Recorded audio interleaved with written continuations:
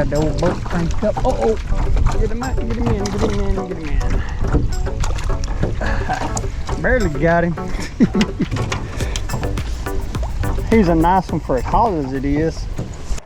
Hey guys, we're back. Now it's hot out here today, but we're still gonna try to catch some crappie. I come out here just about the wrong time of the day, but I decided, hey, I'm gonna give them old fish a try today. We're gonna try to catch some good ones. We'll probably be using that beetle spin, bobber garland jig, and a minnow, or we'll be using the jig and bobber. One or the other. Let's see what we can do, guys. Well guys, this is the lure we're using today. It's just a beetle spin frame. I put a gold perforated blade on. That's a size 2. I got a 1/16 ounce jig head hook with the size 4 hook and a black bobber garland jig. You can use whatever color that's good in your lake, and then a minnow. And I just hook him through the top of the head. Guys, I want you to check this out.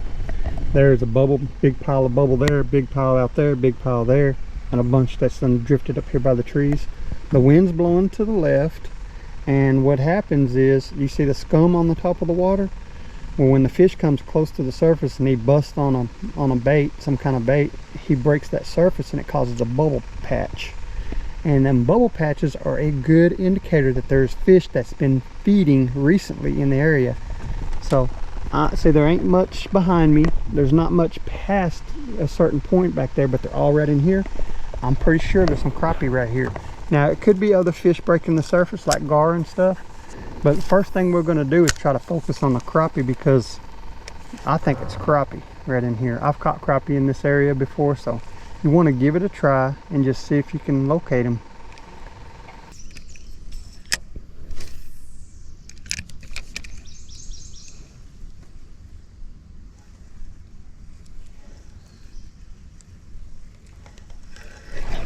There he goes. Gonna get him in here, I think. Yeah. Now he's a little guy. Let's see. Back up a little bit because I want to spook my spot here. Easy. There we go. Yeah, he's a little guy. He's pretty though. Yeah, he's like 8 3/4, almost 9. He'll grow up and be a big one day. Later. There he goes. He's right up there. He followed it all the way to the boat. Ain't got him wore out yet, so easy. There we go. Yeah, he chased it all the way to the boat, then jumped on it.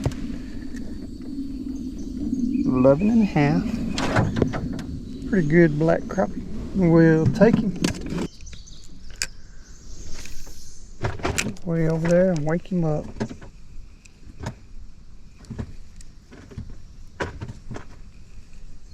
Hear that crappie flopping?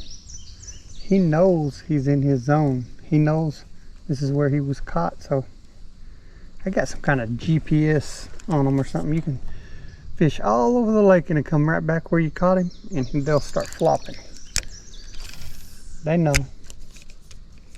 I don't know how they know, but they know.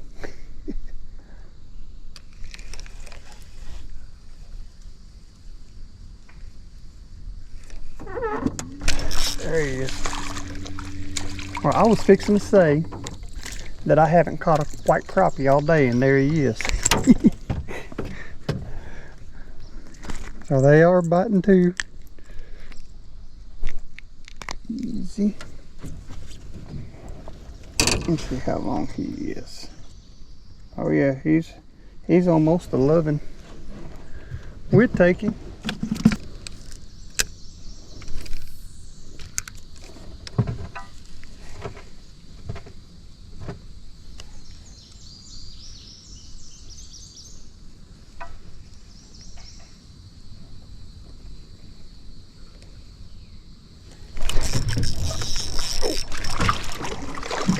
He just about got all tangled up in everything. I was going to lose him. Oh, easy there, guy. Oh yeah, that's another good one. Let's see what he is. A little over 11. Another good thick black crappie will take you. I'm calling all this stuff scum, but I want to show you what it really is. If you look, it's duckweed. See them piles of duckweed?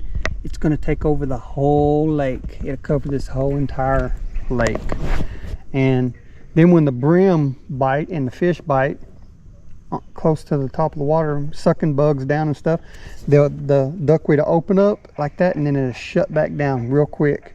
So when it opens up, you have your pole ready with the brim set up, cast in there right where that area is, and the brim jump right on it. It is a great time to fish, but it'll be super hot. I will say that it's going to be really hot when it's going on. But they just get up under that duckweed and just use it as cover. And then when a bug gets up there and taps on the duckweed, they suck it right down.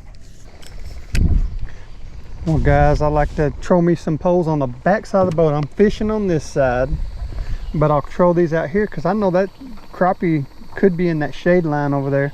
So I'll throw me, what I got here is a 10-foot, and it's fishing about 2.5 feet. I got a jig on there with an orange head and a minnow. And then what I did here was just use my own brim fishing pole, and I just about 2.5 feet. I got me a piece of night crawler and a minnow on there on just the jig hook. No jig with that, but just floating these on the back side of the boat while I'm doing a little crappie fishing.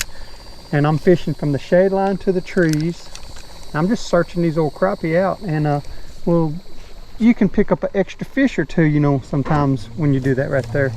So we'll see what happens. But anyway guys, that's one good tip to catch you some extra fish. Just throw you at least one pole on the back side of the boat, out of the way in the deep, for crappie. And sometimes you can locate a big school of crappie like that too. I've done that, so that's something to consider too. It's like using a sonar without a sonar. Oh, there he is. Oh man, what is that? That was a big bass. That was a big bass. He was way out here. That was a big boy. Oh, there he is. Oh man, look at this guy. A crappie on the brim pole. I just put a minnow on my jig hook that I use for brim. He jumped on it. He looks like he's a keeper. Maybe, oh yeah, he's a little over 11. Yes sir, we'll take him. Well guys, here's a couple little tips on fishing the beetle spin. You want to use a Palomar knot because it has a double wire. You see that double wire right there? It loosens up other knots, trilene knots and other knots. They loosen up on there and you lose your beetle spin, or you might lose the fish. I've lost both. So I started using Palomar knots, and after I started using Palomar knots, I don't use nothing until the fish breaks it off. That's about the only time I lose them. Palomar knot is the way to go. And I'll show you one other thing guys.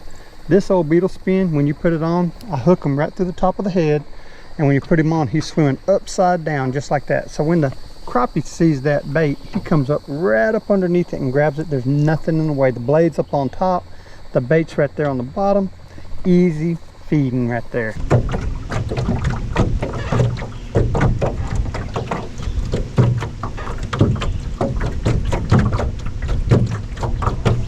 There you go. Oh, that's a nice one too. If I can get him in. Come on, buddy. That old wind was blowing. I had the old boat cranked up. Oh, oh. Get him out, get him in, get him in, get him in. Barely got him. He's a nice one for as hot as it is. Yeah, he's a pretty good one.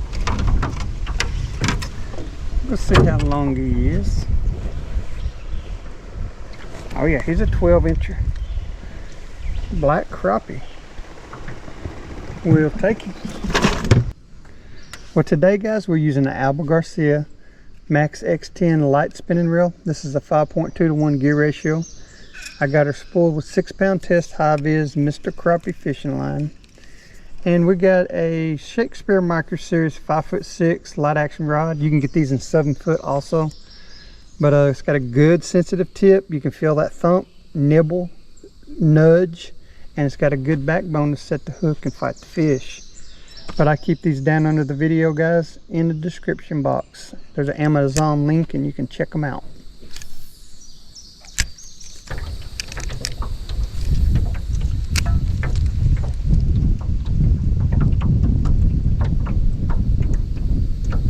That wind is something else today. It was a beautiful day too. When I walked out, I said, I'm going fishing. Here we got hurricane style winds. Oh, never know what you're gonna get out here.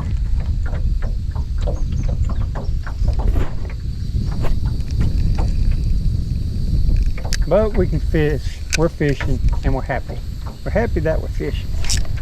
There he is. Man, he is running straight to the boat. Oh yeah. Man, he was fast. That was a fast running crappie. He was swimming super fast. Let's see what we got on him. Oh yeah, he's a 11. Nice crappie. Another black crappie will take it.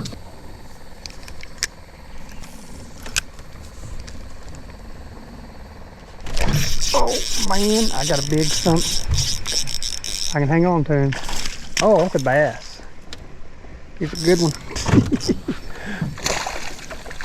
He's mad about it too. Old bass.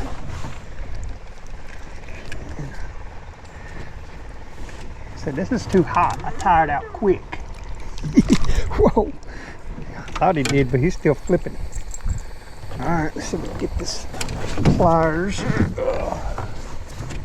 It's undone here. Man. There we go.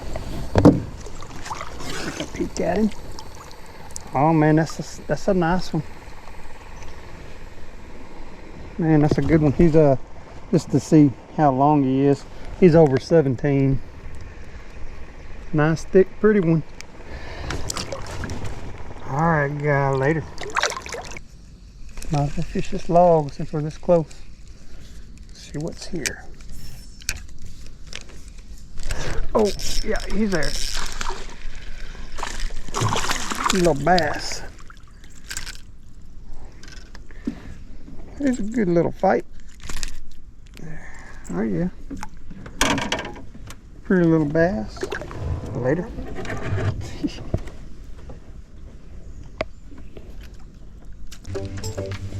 Mr. Big Boy. Oh, that might be him over there.